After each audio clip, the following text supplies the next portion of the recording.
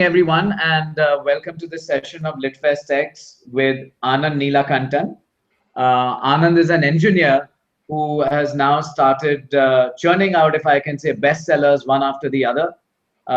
He is the author of titles like Asura, Tale of the Vanquished, and Ajaya, Roll of the Dice, and now, of course, his newest book, The Rise of Kali. And Anand, welcome to LitFestX. Hi, Kumar. Thank you for this. You have mentioned that all your books have a common theme, that they are written from the perspective of one individual, a similar story or the same story, but from the perspective of another character, of another individual. And hence the power of perspective is a underlying sort of theme in the core of your work. See, all story, all stories are about perspective. The stories changes depending on who tells the story and at what time. So there are two elements for any storytelling. One is who is telling the story. The moment Ravana starts telling the story, the Ramayana changes. The moment Duryodhana starts telling the story, the Mahabharata changes. The events will be the same, the plot will be the same, but the moment the perspective changes, the entire story takes a different turn. Even history is like that. If you take 1857, first war of independence, we call it first war of independence. But when Britishers were ruling, all the history books called it as Sepoy Mutiny. The same war, same event, from which angle you are looking at. So my storytelling always have been taking one particular character, especially the antagonist, and viewing the same age-old story which have been told for last 3,000 or 5,000 years and view it from a fresh angle. You mentioned that it is usually the antagonist, and so tell us, why do you choose the antagonist as the one from whose perspective you're telling the story? There is nothing like I always take antagonists. Of course, my three books have been from the antagonist side. The teleserial which I am writing for Star Plus mega series, that is Siya Ke Ram, it is from the viewpoint of Sita. Why? Because see, otherwise, usually the tales are told. See, Ramayana is always told from the Lord Sri Ram side. Now you start telling it from another side. You get to understand the story in a better manner, because Rama has to follow a certain norms as set by the society, or rather the society has formed as set by the standards set by the Ram. Now once you take a character like Ravan, he's a very colorful character, so it gives me more freedom. It is easier for me to use him as a tool to comment on social issues, and I think we can, as modern people, we can relate more to Ravan than to a perfect human being, perfect Maryada Purushottam like Ram. So the reason for taking Ravan in Asura or Duryodhana in Ajaya is that it gives a different perspective from a common man's perspective, and it makes my stories more modern. That's what I think. When you say that Ravan was a more colorful character, elaborate a little more, colorful, even in that era. See, Ravan is somebody who was never controlled by the norms of the society. He set his morality. He was a ambitious achiever, and he used force when required. He was a very great ruler. He had his own grey characters, and he had his own black characters, and he had his own white characters. He is a man having all shades of characteristics. He was a man of passion. And if you take the life of Ravan and compare it with Ram, Ram's life is full of sacrifices, his life is admirable and all other things. But Ravan as a person, if you take as an individual person, what happens is he fought from a position of abject poverty. He rose himself to be the ruler of the world. He lived as per the norms which he set. He was a super achiever, and he died like a king, which you cannot say about Ram. Lord Ram's life is admirable. It has been told by many people. He has led his life for teaching us the path of Dharma. So he is a person who has taught us how a man should live. Correct. But Ravan is a person who has shown us how a man actually lives. So that is all about it. So it is about in a way reality versus perception, or reality versus the preaching part of life.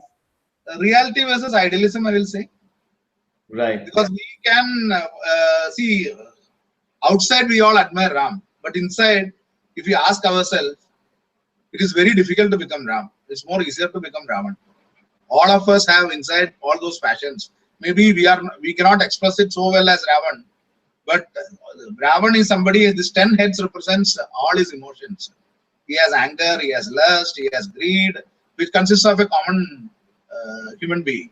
So he is like a magnified version of a common man. And if we could achieve anything in life, perhaps we might become, without a proper moral compass, we might become a Ravan. Right. Same case with Duryodhana. When you develop the narrative from the perspective of, let's say, Ravan or Duryodhan, how much of historical or mythological sort of research do you need to do to develop that perspective? See, let us make it very clear here. We don't know about much of the historicity, and it doesn't matter also about Ramayana or Mahabharata. Of course, all these epics is a wrong word. It is Itihas. Epics and Itihas, there is a fine difference. Epic is a Western word. We have told our history in our style, in our Itihas. There might be some exaggeration and all. There could be some truth in it. Really, some things like this could have happened, and over the years, some things would have been added in that. But we cannot do, like a historian, we cannot do a research on it and prove that this has happened and this has not happened. And for a storytelling purpose, it is not required also. The research which I do is to read a lot of Ramayans or a lot of Mahabharata. There are about 300 to 400 versions of Ramayana, and much more than that if we take the folk traditions, oral narratives, and all those things. Similar is the case with Mahabharata. It is a rich tapestry of various small tales joined together. So the research involves reading a lot and then thinking from it is more about thinking than about an academic work. My works are all works of fiction. They are not research papers. Research only plays a part to give a flair of the story. More than that, it is all about my thinking process, raising questions, and also to make people think from all angles so that they will have a better understanding. Right. Do you find it easy to then think from the perspective of, let's say, Ravan, because clearly, all throughout our lives we have been so conditioned by the serials we have watched, whether it is on Ramayana or Mahabharata or the movies we've seen, that one should really be like, Lord Ram. And innately, how difficult is it then to put yourself into the shoes of the antagonist and say, well, this is the perspective I am seeing. It is not the perspective I am seeing. It is like an actor playing a part. It is like an actor, if he is taking a villain's role, he is playing that part. It doesn't mean it is my perspective, or I am not doing a propaganda or anything here. Sure. I thought this is a character. I am writing tomorrow. I am writing for others. Other serials also are coming. I am writing from this side. Now, when I am writing Siya Ram, it is not going to be from the Ravan's point of view, because in that perspective, Ravan will be the villain, whereas thrust will be more on Sita's angle rather than Ram's or Ravan's angle. So it is like an actor playing the role. So once I decided that, I found Ravan very fascinating character. So once I decided that, I started thinking like Ravan and writing like Ravan. Until I finish the book, I'll be thinking like Ravan. And in order to bring a balance, I had added another character called Bhadra. Otherwise, it would be just a self-justification of Ravan in the book. So Bhadra is there for balance. He's a common man. So I was playing this dual role. It's almost schizophrenic. Bhadra was playing the role of a common man who was a subject of both Ravan and Ram at a later part. And he is giving a third perspective, the perspective from the bottom. So it is all a matter of perspective, and it is all a matter of like an actor playing a role. The writer also is taking the role of a particular character. There is no right or wrong about it. Neither there is any propaganda or I'm not trying to propagate any belief or other things. I'm just showing a mirror, saying that on the rear side also there is a mirror. This is how the other side looks. Please look at that so that you'll get a rounded picture of our epics. Right. You know, of late there has been a lot of interest from certain scholars on the management and business theory side who have tried to analyze different characters from epics, Ravan and Duryodhan and some of the others, and trying to understand from a modern management theory perspective as to what was it that they were doing at that day and age, and how can one learn some of those principles for best practices, if you will, in today's day and age. When you are building these perspectives, are you also then looking into some of these areas? Yeah, I sometimes some of the corporates invite me for this. So I take classes, management classes, but I usually take from the antagonist, because the other thing is already so many people have traversed that path. So many people talk about Krishna, which is all, and Rama and all, which everybody knows. But there are certain qualities which we can learn from the antagonist also. Why? Because, and which is, I think, which is also relevant in this modern world, because we are not in a spiritual quest here. At least 90-95% of the people are not in a total spiritual quest. They are not searching for moksha or other things. They are trying to get a materialistic progress in life. For getting materialistic progress in life, who could be a better character than Ravan or Duryodhan, who are totally materialistic and did not care much about their spiritual growth? So Ravana, even bhakti of Ravana is materialistic, which will resonate more with common people like us, who have bhakti not for getting moksha or mukti, but for getting materialistic pleasure, say promotion, say better profit in business and other things. So I try to relate all these characters. So Ravana is all about ambition, Ravana is all about passion, Duryodhana is all about loyalty, Duryodhana is all about stubbornness in leadership, which sometimes work. And many of the leaders need stubbornness. So I take the so-called negative qualities and I try to express my views so that people can learn from that about these characters, especially the antagonists like Ashwatthama, Karna, Ekalavya, Duryodhana, even Kumbhakarna for that matter. All these people I take from the other side of the story and try to teach people, because I feel they yield a better lessons for the present day world. Because we live in a materialistic world, let us not have any doubt about that. You just take a survey and see, ask anyone in a corporate office, just ask them. They will not be there if they are searching for moksha. They will be in Himalayas. They will not be sitting in the office. No? So in a corporate world, I think Ravan also has an equal relevance. At least materialistic success is concerned. What a brilliant perspective, Anand. I mean, clearly, the fact that, you mentioned that we have to, in a way, look at some of these characters and the perspectives to achieve the ends that, human beings today are looking out to achieve. And maybe these, their perspectives are of far greater interest, in how one can achieve those ends. Very interestingly, when we talk about, some of these characters, obviously, there's a certain amount of negativity associated with them. By and large, I mean, you will find, let's say, in naming our children, we will very rarely will one come across a child named Duryodhan or a child named Ravan, right? And so, tell us a little then, how are you ensuring that when you develop these, perspectives and, the portrayal of, some of these qualities in terms of ambition or stubbornness, and, how they have their own, value. How are you ensuring that it is not turning out to be a really negative experience for the reader? The books, my books are selling well. People are not saying it is giving a negative experience. Hopefully, most of them. That's what I No, hope. sorry, I'm not saying that they are giving a negative experience. I know they are not. And my question is, how have you ensured that, that doesn't happen? See, when I write or when I talk for any this kind of training or other speeches, it is not 100% justification. I think the mistake, or perhaps it is not a mistake, it might have been required. What we have done is we have over idealized many of the characters more than what the original authors like Sage Valmiki or Sage Vedavyasa had written. They had given a rounded perspective. If Sage Valmiki had to hide certain flaws of Ram, he could have hidden it because he is the original creator. But he had shown many of the things which we debate about Ram, whether it is Agnivarisha or Valivad, all those things, he had shown it.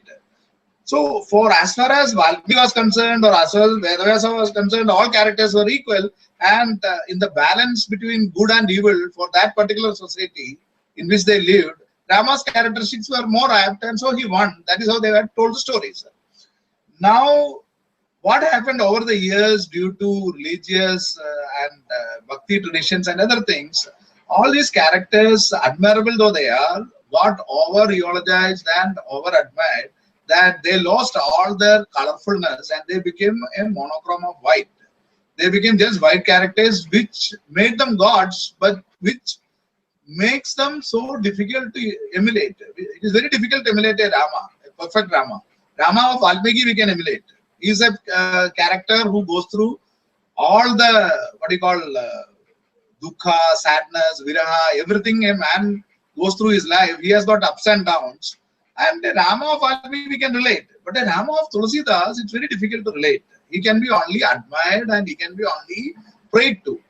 So what happens, that position, what is left for a complete human being, that is now being occupied by, or rather the attempt is being done to occupied by the antagonists, because they have been also vilified so badly. They are also rounded characters with shades of grey more than their whiteness. Now when I write about Ravan, I don't try to accuse Ram, or I don't try to accuse Krishna when I write about Duryodhana. When I give the equal voice and I try to bring a balance in that, but only when I write it from Ravan's side, the perspective of the entire Ramayana, and I believe the flavor of what Valmiki had written comes out. That's my belief. I don't know, that is for the reader to watch for. But when I write Duryodhana's Mahabharata, I think that is when actually Vedavyasa's flavor, original flavor, at least a part of it, 1% of it comes out. Because these epics have been beaten up so much bad that it has just become a devotional song. They are great literature and great teachings for they hold great teachings for the mankind. We are seeing it only through one lens. Let's talk a little bit about your most recent book, Rise of Kali. Tell us a little bit about the backdrop it is set in, and the central character. No, Rise of Kali is again the second part of Ajaya, that is Duryodhana's Mahabharata only. The background in the sense that I had gone to a village. How I wrote this book, I had gone to a village called there's a temple in southern Kerala called Malanada, where Duryodhana is the main idol. Duryodhana is worshipped there. And it's a huge temple. It's a pretty old temple, historical temple. And almost 4 to 5 lakh people assemble every year to worship Duryodhana. So this was a strange experience for me. See, I have seen many places Ravan being worshipped. There are many communities worshipping Ravan, but Duryodhana is totally painted black, unlike Ravan, who some places and some parts of the country, maybe due to political reasons, he has been eulogized, say 30, 40, 50 years back. But Duryodhana is something which I historically I am seeing certain villages and certain communities are praying to him. So then I was surprised at that time. Then I started reading Mahabharata more, and then I found, yeah, he also has got a lot of qualities. Why not write the Mahabharata from the other side? So I started writing the entire Mahabharata as a 2-book series, that is Ajaya, Roll of the Dice, and Rise of Kali. Now what happens, lot of characters, Ekalavya's character, which usually people speak about only one incident, but he has got a big role to play. If you take the Mahabharata, he came out as a prominent character. Ashwatthama, who is always talked about as a cursed person, he came out as a great character. Karna, of course, greater writers have written about him a lot, but Karna also plays a big part in Rise of Kali. So the entire Mahabharata, including Gita, I am analyzing it from Duryodhana's part. how will Duryodhana take? Instead, here what I have done is, there is no instance where Krishna tells Gita to Duryodhana or anyone. So what I have done is, Duryodhana's guru is Balram, and Balrama had a difference of opinion with Krishna. He doesn't participate in the war, so he goes for a pilgrimage. So I have presented Gita as a conversation between Balrama and Krishna, and Rise of Kali is one of the major chapters is the Gita seen from the other side, where Balrama argues from the side of Kauravas and Krishna argues from the traditional way.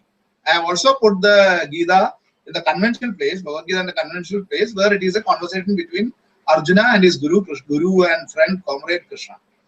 But here I have given more prominence to Arjuna's doubts than to Krishna's answers. Because if you want to read the conventional Gita, lots of scholars and other peoples and many sannyasis and people have written it over the years. There are brilliant commentaries on Gita. I wanted to give something different so that people can think and they can go to the other books and read and find the truth by themselves. I am not propagating this is right or this is wrong. I am just saying it from another side. There exists another angle.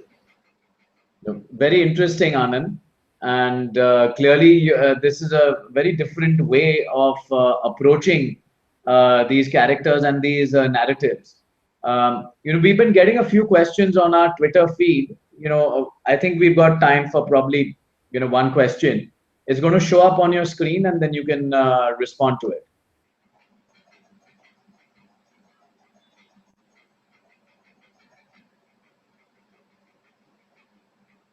Can you see the question? Thank you, Jaslin. Great initiative by LitFestX. Oh no, sorry. I think I've got the wrong one up there. Just give me a second.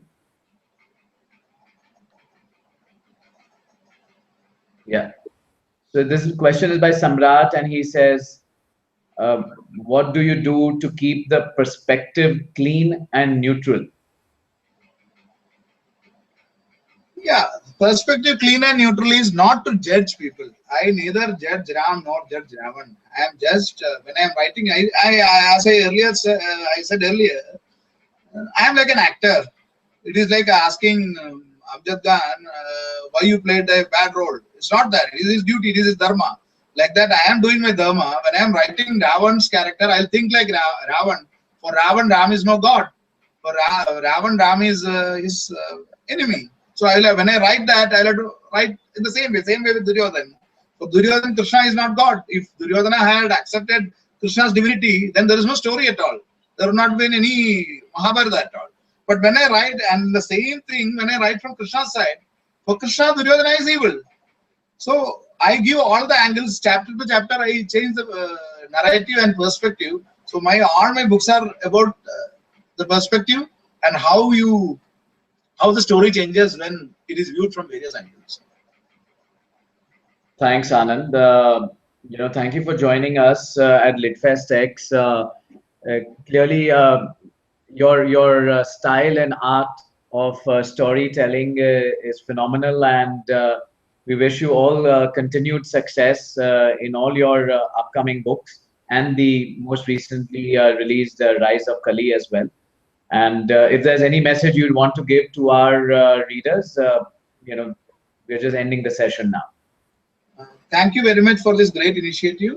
And the only message I have to give is to never to settle for one angle of anything. Try to find out different angles. And in case I answer all the queries readers put up to me, maybe not the same day, within 2 or 3 days, I answer all the mails, irrespective of how many numbers comes. I accept all criticisms. So anything, if anybody wants to write to me, they can write to me at my email ID. That's mail@asura.co.in. Mail@asura.co.in. I am available in Facebook and Twitter also. So it is I learn a lot by the questions people ask, because my books are all about questions. So the more questions I get, the more books I can write. Thank you very much. Great. Thank you so much. Thank you so much, Anand, and wish you all the best. Thank you.